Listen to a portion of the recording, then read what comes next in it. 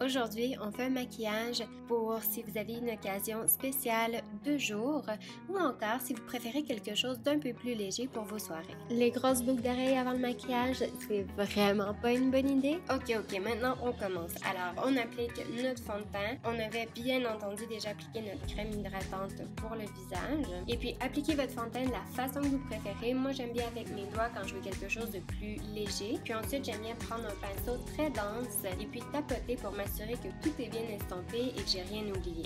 Puis n'oubliez pas de vous assurer que vous avez aucune démarcation, alors il n'y a aucune ligne entre votre visage et votre sans quoi, c'est que vous n'avez pas exactement la bonne couleur de fond de teint. Vous pouvez toujours l'étirer jusque dans le cou pour qu'on voit le moins possible la différence de couleur. Pour le maquillage des yeux, j'utilise une palette de fard à paupières qui était une édition limitée en fait pour le temps des fêtes. Peu importe, prenez des couleurs top, vous pouvez trouver ça un peu partout. Mais avant ça, comme je veux que mon maquillage tienne le plus longtemps possible, j'applique une base sur mes paupières et puis je l'applique avec mes doigts.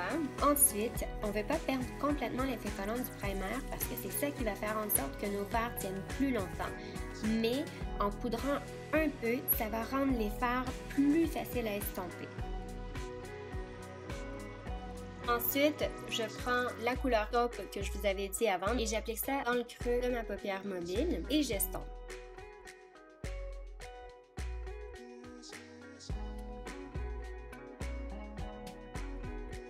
Ensuite, je vais aussi en appliquer au coin externe de mes yeux et également au coin interne, mais vraiment très peu. Et puis, je connecte le tout vers le creux de la paupière mobile. Alors, on va seulement laisser le centre libre de fard. En fait, on laisse libre de fard, mais après ça, on va en appliquer un autre. Si vous voulez estomper, mais avec une certaine définition, vous pouvez prendre un pinceau pour estomper, mais plus petit, qui va être plus précis. Alors moi, c'est ce que j'ai fait. Et ça allait en quelque sorte creuser un peu plus dans le creux de la paupière mobile. Donc ça a ajouté un effet de profondeur, de définition.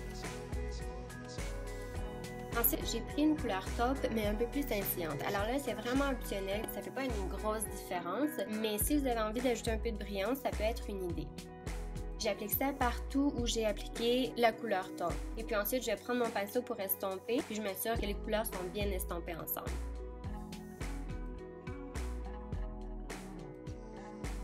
Ensuite, on applique au centre de la paupière mobile un fard champagne argenté, donc pas trop doré. Ce genre de couleur-là, toutes les compagnies en font, alors vous inquiétez pas, prenez ce que vous avez. Je l'applique en tapotant avec un pinceau plat pour avoir un peu plus de pigmentation, mais je vais appliquer des brillants par-dessus, alors c'est pas si grave que ça. Par contre, si vous n'avez pas de pinceau plat, vous pouvez utiliser vos doigts et puis tapoter, ça va aller chercher plus de pigmentation également, ou vous pouvez aussi mouiller votre pinceau. L'ombre à paupières va être encore plus pigmentée. Mais vous n'êtes pas obligé de faire ça si vous allez appliquer des brillants après, c'est vraiment pas nécessaire. Vous pouvez estomper les pourtours pour assurer un beau dégradé. Pour continuer, j'applique mon correcteur sous mes yeux et j'estompe avec mes doigts parce que la chaleur de mes doigts va réchauffer le produit, va m'aider à estomper encore mieux. Ça va nous donner un aspect plus léger, un peu plus naturel.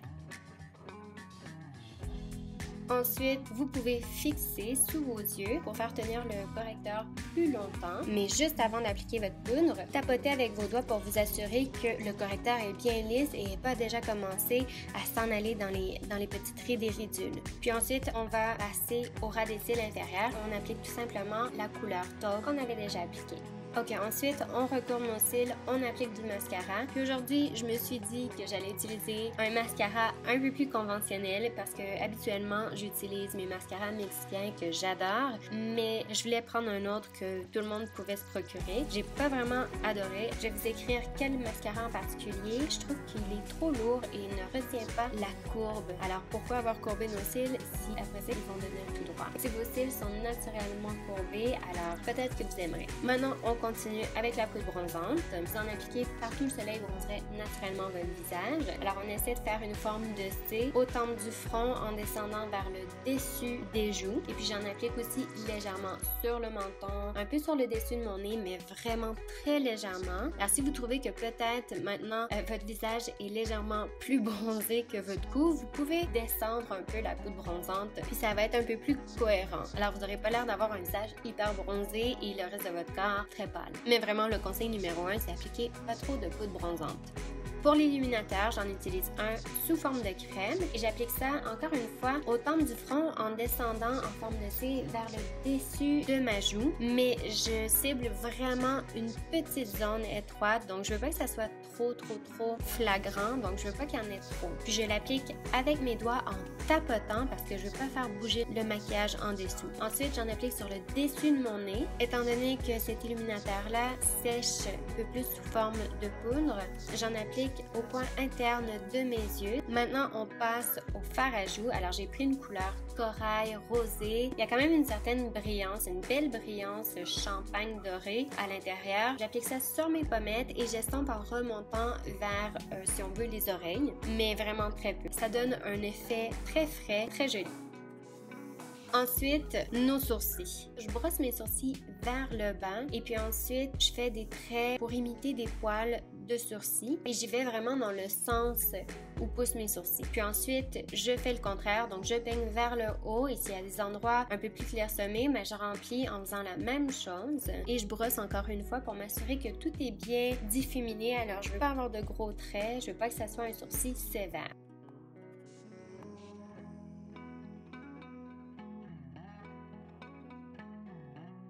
Une dernière touche pour les yeux, les brillants, il faut pas oublier. J'adore ces brillants-là parce qu'ils sont vraiment pas compliqués à utiliser. J'en applique sur ma main, sur le dessus de ma main au début. Et puis ensuite, je viens chercher un peu de produit avec mon doigt et je tapote à l'endroit où je veux l'appliquer. De cette façon-là, je trouve que c'est plus facile. Par contre, si vous voulez quelque chose de très intense, donc avec énormément de brillants, vous pouvez l'utiliser directement avec l'applicateur et ça fait très bien. C'est juste que moi, je voulais pas avoir autant de brillants, je voulais quelque chose d'un peu plus léger. On va passer au ras des cils inférieur. Alors, j'ai voulu ajouter une légère touche de brillance au centre du ras des cils inférieur. Et puis, je m'assure que c'est quand même estompé.